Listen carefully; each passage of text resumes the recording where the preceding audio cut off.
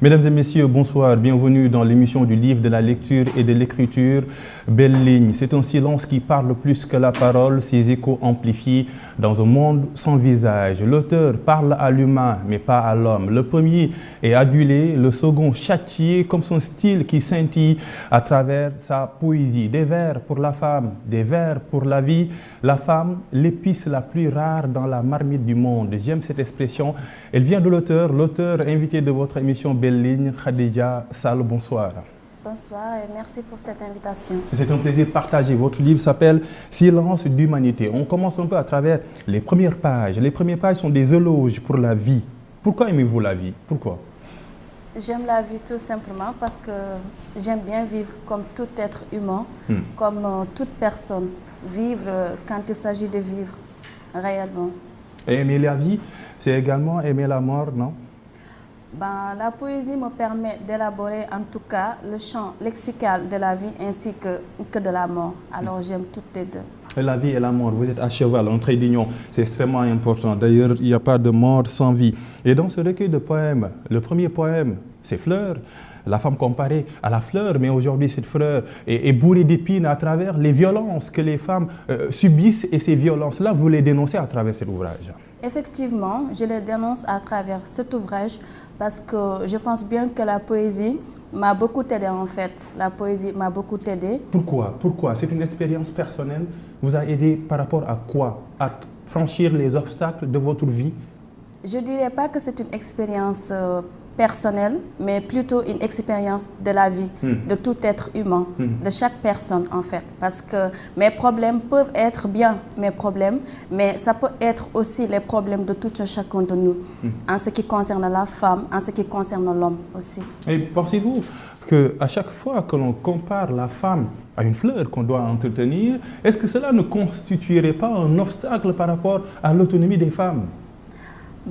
Peut-être oui, peut-être aussi non, mais cela dépendra de tout simplement ce que la femme conçoit. Qu'est-ce que la femme doit concevoir, par exemple? Il y a certaines femmes qui conçoivent bien leur vie quand il s'agit d'être des êtres doux, une personne douce, ça peut le faire, autant pour moi. Mais il y en a d'autres aussi, par exemple, à l'exigence d'être une fleur, ça n'en vaut pas le cas. Oui, mais une fleur a toujours besoin d'être entretenue, non? Absolument, absolument. Une fleur a besoin d'un entretien et cela voudrait dire que la femme a toujours besoin d'être entretenue par un homme. Et nous allons parler de l'homme, c'est important parce qu'il est sujet dans votre poésie, être homme, avec comment devons-nous être un homme. C'est extrêmement important. Parlons un peu de la première partie de cet ouvrage qui s'appelle les couleurs plurielles. Le pluriel, la diversité, c'est ce qui fonde le monde, c'est ça? Absolument. J'ai voulu intituler cette partie comme ça parce que je me disais que dans cette partie, il fallait bien élaborer tous les problèmes qui secouent la vie. Mais en tout cas, ce n'est pas tout à fait un problème qui me concerne, mais c'est un problème qui concerne toute l'humanité. Et pensez-vous que la poésie peut résoudre tous ces mots-là à travers la littérature? Parce qu'aujourd'hui, de comprendre ceux qui contestent la littérature comme étant tout simplement l'art de la parole, l'art de l'écrit, pensez-vous que les écrits constituent aujourd'hui une panacée pour remédier à ça? Absolument, ça peut le faire. Il y a le roman qui peut le faire parce qu'on a l'habitude de dire que c'est un genre beaucoup plus vaste, beaucoup plus élaboré. Mais la poésie aussi, elle n'est pas du tout réduite parce qu'à travers la poésie, on peut bel et bien développer certaines thématiques qui parlent de violence, de souffrance. Et je pense bien que la poésie peut arriver à faire tout cela, la littérature en général. Et pourquoi aviez-vous choisi la poésie? C'est un choix personnel en fait, parce que j'avais bien voulu commencer par le roman, mais bon, en tant que peut-être, je me dirais un peu passionnée par la poésie, j'ai voulu ausculter en fait ce champ-là en fait plutôt pour pouvoir débattre, comme je peux le dire. Exactement. On peut dire que cet ouvrage, Silence d'humanité, est une tribune offerte aux femmes. Parlons un peu de ce premier poème, toujours la fleur, avec cette métaphore arborescente. Est-ce qu'aujourd'hui, les femmes subissent plus des violences à travers la famille? Parce que vous parlez par exemple du mariage forcé. S'il y en a effectivement, Par exemple, dans certaines localités du pays, ça existe toujours. À Dakar, par exemple, on peut ne pas voir ça, mais dans certains milieux ruraux, j'ai déjà eu l'expérience parce que je me rends très souvent au village, mais parfois tu vois des filles qui sont là-bas à moindre de 16 ans, à moindre de 15 ans, qui subissent des violences, qui subissent aussi le mariage forcé ainsi qu'arrangé, sans pour autant leur permettre de continuer leurs études ou bien leur permettre de faire un choix qui leur veut. Et d'ailleurs, il y a ces vers qui sont importants. Laissez-moi libre, laissez-moi vivre. C'est important, la liberté. Qui vous oppresse? Ce qui m'oppresse, c'est la vie en fait, je peux le dire. Je ne dirais pas l'homme ou un quelconque d'ailleurs ou bien une quelconque personne, mais c'est la vie, les réalités de la vie. Oui. Parce que dans cette vie, je peux dire qu'il y a beaucoup de choses, beaucoup de choses qui n'ont pas été dites, beaucoup de non-dits, beaucoup de problèmes. Quoi, par exemple? Par exemple, la question dont vous m'avez posée tout à l'heure, les mariages forcés, les violences faites aux femmes, la vie obscure, si je peux dire ça, des talibés, par exemple, certaines situations qui font que la femme elle devient faible de jour en jour, ou bien qui font que les enfants deviennent faibles de jour en jour, sans pour autant avoir la voix de s'exprimer, de parler, de pouvoir s'épanouir correctement. Et vous pensez qu'on est toujours dans ce stade-là? Il n'y a pas eu d'évolution dans ce combat par rapport à l'autonomie, par rapport à l'indépendance des femmes? Parce que c'est un combat qui dure quand même. Bien sûr, bien sûr. Il y a un pas en avant, mais ce n'est pas encore gagné le combat parce qu'il y a certaines souffrances qui existent toujours et qui continuent d'exister. Est-ce que l'homme est une épine dans le pied des femmes? Absolument. Vous le pensez? Peut-être. Oui. Ouais. Je ne le dirais pas catégoriquement parce que sinon peut-être il y aura un peu de féminisme de mon côté. Vous l'êtes? S'il s'agit exactement de réclamer son humanité, alors je suis féministe. Oui. Ouais. Là, je suis féministe, je l'accepte. Parce que toute personne a besoin de vivre, toute personne a besoin de s'épanouir. Là, je l'accepte bel et bien. Vous écrivez un poème sur l'homme et l'homme devient un sujet, l'objet un peu de ce poème. Et nous, quand on lit un peu comment être homme, la question est d'autant plus importante qu'elle n'est pas résolue au sein de la vie sociale. Pourquoi aviez-vous décidé d'écrire un poème réservé à l'homme? J'ai choisi d'écrire un poème réservé à l'homme parce que je vis que dans ce recueil, certains poèmes plutôt parlent de la femme. Oui, il y en a, oui. Il y en a beaucoup en fait. Le sujet, c'est la femme. Et bon, j'ai dit que là maintenant, il faudra réserver un poème exclusif à l'homme. Comme ça, je vais essayer je dirais pas de sensibiliser en fait. Il ne s'agit pas tout simplement d'attaquer les hommes en leur disant que les hommes, mais il faudra parler un peu pour leur donner une petite vision de ce qu'ils sont ou bien de ce qu'ils doivent être. Est-ce qu'on apprend à être un homme dans la vie sociale? Comme on a l'habitude de dire, on n'est pas femme, on le devient sûrement. Mais je dirais que tout simplement, on n'est pas homme, mais soit aussi on le devient. Être homme, c'est pleurer en silence devant le sourire d'une femme.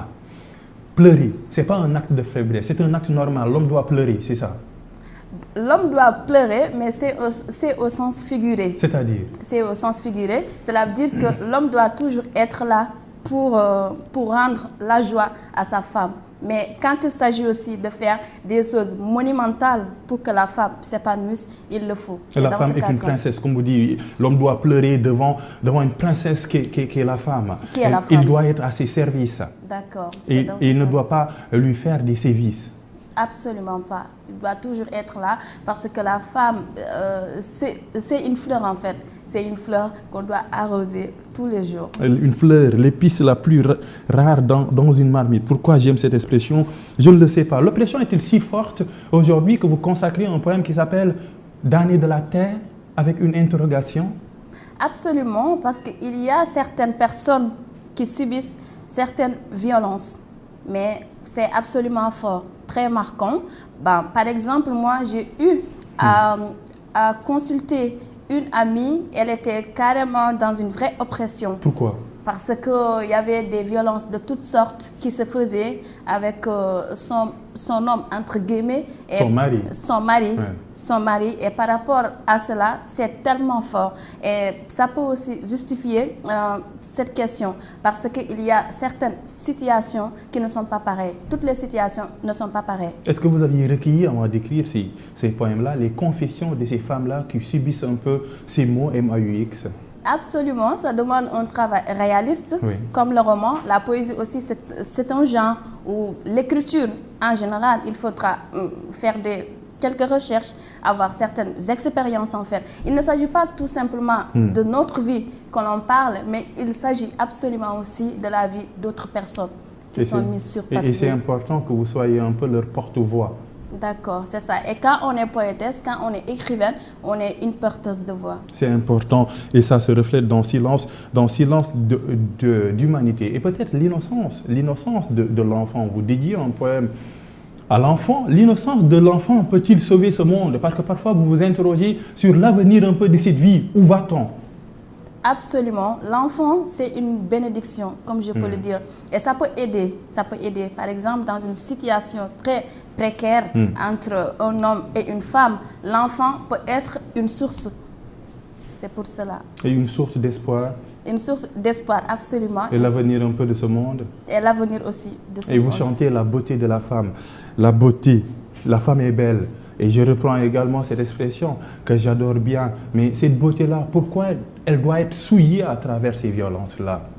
Il y arrive parce qu'il y a certains hommes. Je ne taxe pas tous les hommes en fait. Ce n'est pas un combat contre les hommes. C'est une réalité qui est là. C'est une réalité qui est là. Et si j'ai voulu tremper ma plume, c'est pour un peu élaborer tous ces non-dits-là en fait. Il y en a certaines autres, certaines personnes qui avaient commencé avant moi. Mais moi aussi, si j'y participe, ce n'est pas un problème. C'est pour cela que je voudrais, que j'ai bien voulu écrire par rapport à tous ces problèmes. Et le combat commence d'abord à briser le silence, parce qu'il y a de ces femmes qui subissent un peu ces difficultés-là, mais à travers les pesanteurs sociales, à cause des pesanteurs sociales, elles n'arrivent pas à déconfiner la parole. Est-ce que vous comprenez cela? Une femme victime de viol, de maltraitance à l'intérieur de la famille, elle confine la parole, elle devient victime et regarde au quotidien le visage de son bourreau. Est-ce que vous pouvez comprendre un peu cette tragédie quotidienne?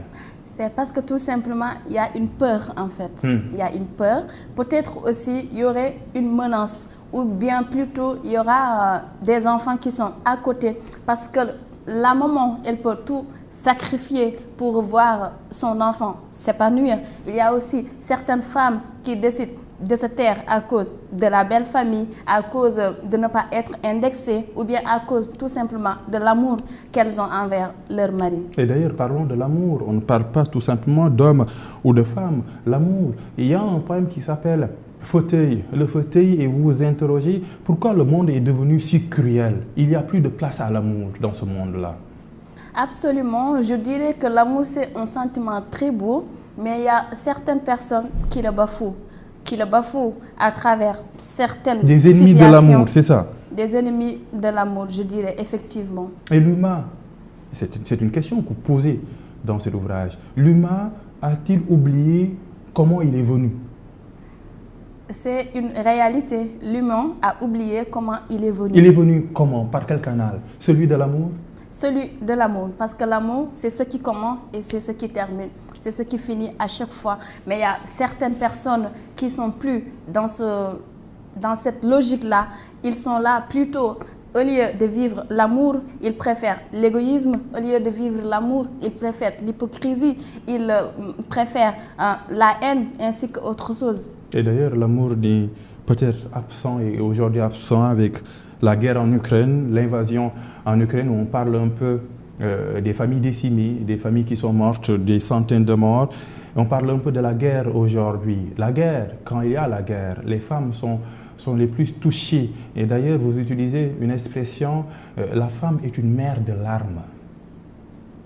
Est une mère de larmes. Et si la femme est une mère de larmes, c'est la société qui va se noyer, non? Absolument, c'est la société. La femme, en général, elle constitue tout. Comme je l'ai dit tantôt avec l'amour, c'est elle qui commence et c'est elle qui termine.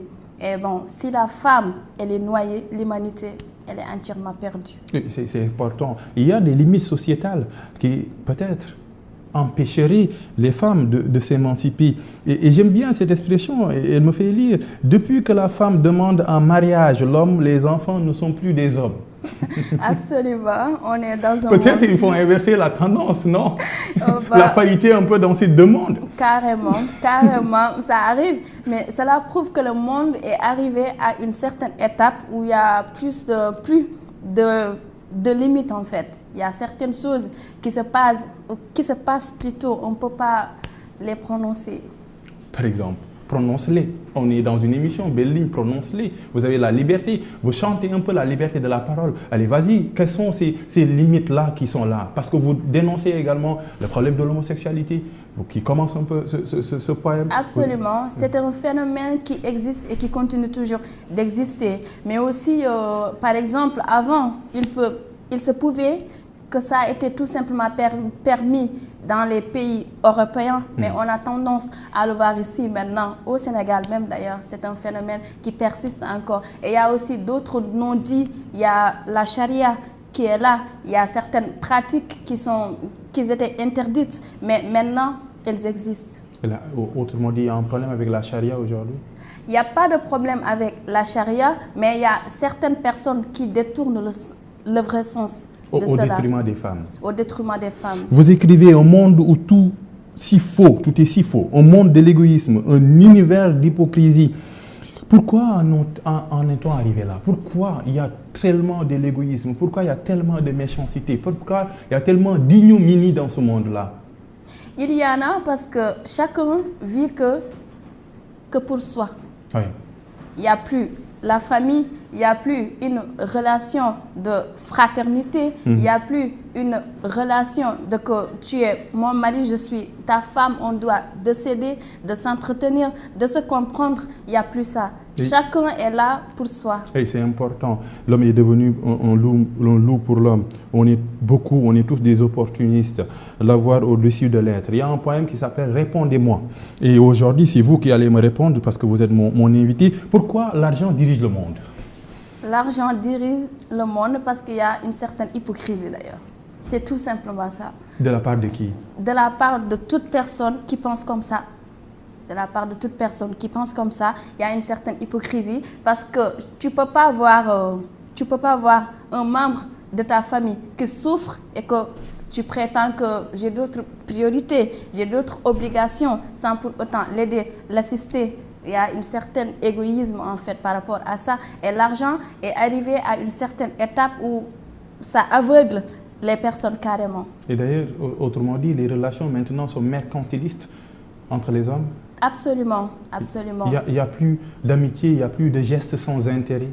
Il y a une certaine amitié, il y a un certain amour, mais ce n'est pas beaucoup en fait. Chacun peut se voir par rapport à ce que je dis. Chacun face à sa propre situation peut vivre ça aussi. Autrement dit, aujourd'hui, il y a plus d'amour basé sur le matériel que l'amour naturel. Dans certains cas, la faute à qui? La faute à toute personne qui pense comme ça. Et vous ne tirez pas sur les femmes? Non, absolument pas. Je ne tirerai pas sur les femmes ni sur les hommes en fait. Mais ce sont les deux qui entretiennent un peu cette relation. D'accord, c'est ça. C'est pour cela que je dis que toute personne peut en déduire ce qu'il pense réellement. Aimez-vous la langue française? Bien sûr. Pourquoi? Parce qu'aujourd'hui, il y a beaucoup de détracteurs par rapport à cette langue-là. Comprenez-vous cette opposition entre la langue française et les langues locales? Les langues locales, bien vrai qu'elles sont trop importantes, mais par rapport à la langue française, elle est la mère pour moi. La langue française? Oui, la langue française. De quoi vous traiterez, par exemple, d'assimiler avec accent aigu E?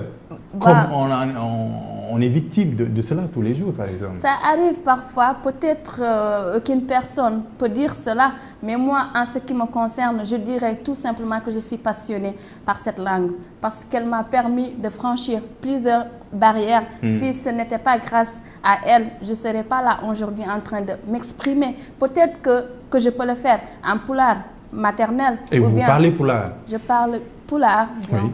Je parle bien le pulaar en fait, ou peut-être même parler le wolof ou autre chose. Mais la langue française, elle m'a permis ou bien elle m'a apporté beaucoup de choses. Et elle vous a permis un peu d'écrire ce recueil de poèmes Silence d'humanité, publié à l'édition Harmattan. C'est la poésie qui vous a fait aimer la langue française? Absolument pas. Quand j'ai commencé à écrire, à faire de la poésie, c'est pas trop longtemps en fait. Ah oui? Non, c'est pas trop longtemps. Par contre, j'ai commencé à écrire depuis toute petite, mais en ce qui concerne la langue française, ça a été toujours une passion par rapport au milieu d'adaptation, par rapport à la famille, par rapport à tout cela. C'est important. Est-ce qu'aujourd'hui, si vous dites par exemple que la langue française est au-dessus de ma langue locale, est-ce qu'il n'y a pas un hiatus entre l'ouverture et l'enracinement? Pas du tout. Je le vois pas comme ça. Vous êtes à cheval? Je suis à cheval, effectivement. À cheval entre les deux. C'est une langue maternelle qui m'a bercée en fait. Je ne peux pas dire non à cette langue-là. Oui. J'aime bien le pulaar, je la parle bien. Le wolof aussi, ça va, alhamdoulilah. Mais quand il s'agit de la langue française, je ne peux pas aussi renier ce qu'elle m'a donné en fait. Ça, c'est un poème d'amour par rapport à la langue française. Parlons un peu de votre style. À l'écriture un peu de ce poème, on voit un peu que les rimes sont suivies. Vous faites des versets qui tranchent un peu avec les poèmes classiques, Alexandrin, etc. C'est parce que vous voulez vous mettre au service du rythme et de la musicalité dans l'écriture de votre poème?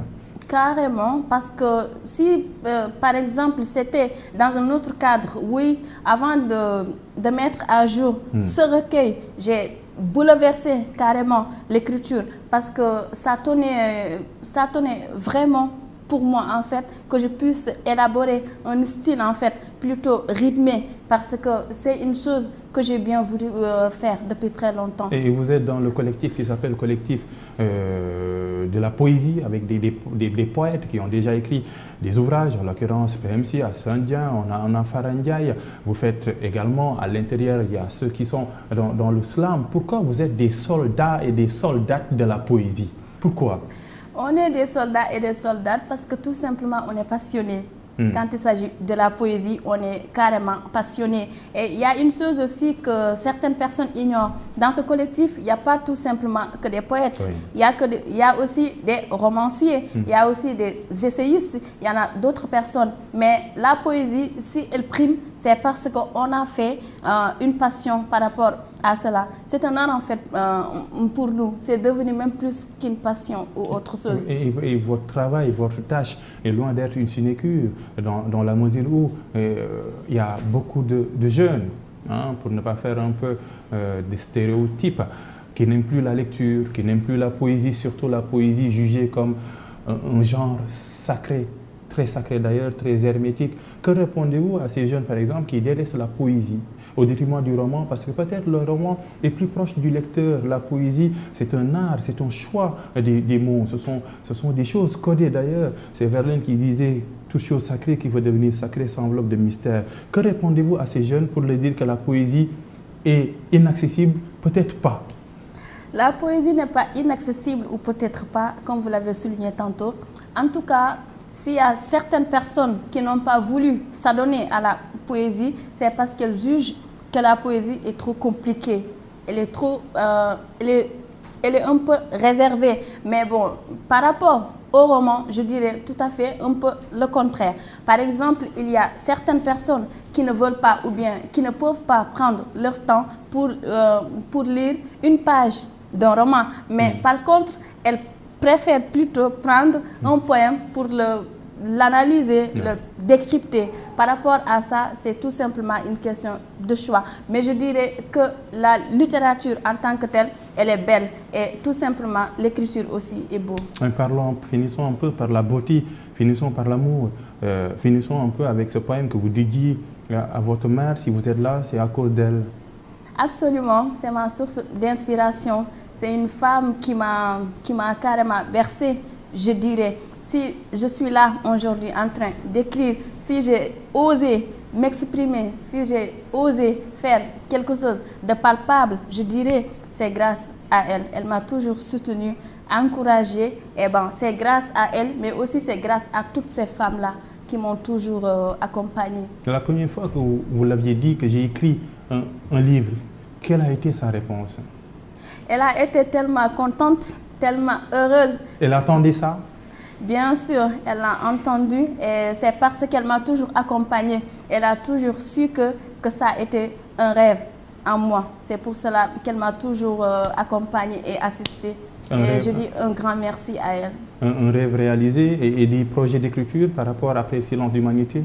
Si, absolument, parce qu'avant ce recueil, j'avais débuté à faire un roman en fait. Mais bon, avec le temps, j'ai voulu changer un peu, et surtout avec le collectif Parlons Poésie. Quand on est passionné, on le devient plus avec le temps. Et j'ai voulu mettre à jour un recueil. Mais Inch'Allah, d'ici peu de temps, on va mettre un roman sur le marché. On l'attendra avec grand plaisir. Silence d'humanité, ouvrage de poésie écrit par Khadija Sall qui était l'invité de l'auteur Belligne. Khadija Sall, merci d'être là. Merci Papa Lune et merci bien. Je vous remercie pour cette invitation que vous m'avez accordée. Un plaisir partagé. Merci également à toute l'équipe technique, la noblesse anodine qui n'est pas sous le feu des projecteurs, mais grâce à elle, l'émission a pu se réaliser. Merci également, chers téléspectateurs. Rendez-vous dimanche prochain pour un autre espace du livre de la lecture et de l'écriture sur ITV.